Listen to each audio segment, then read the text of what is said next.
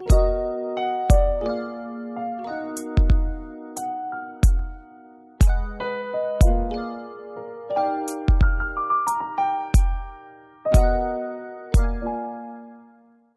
guys, and welcome back to my 7 days of BB's cheer. I have a super fun one for you today, and this one is a Dollar Tree DIY.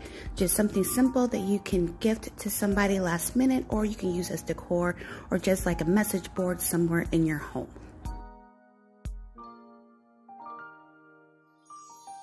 So first we're going to start off with a frame, and we're going to be removing the insides from it. This frame I actually got from a Michael's grab bag, but you can easily find one like this at the Dollar Tree. I'm going to take the picture that was inside of it, and I'm going to trace it onto some cardboard to emulate the size.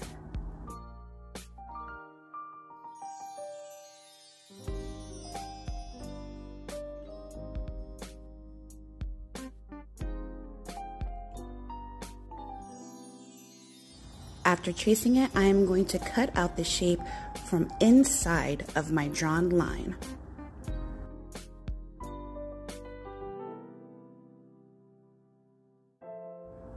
Next, I'm going to take this adhesive cork sheet that you can find at the Dollar Tree, and I am going to peel back the backing. I'm going to place the cardboard that we had cut out, and I'm going to take my X-Acto knife and carefully cut around the piece of the cardboard.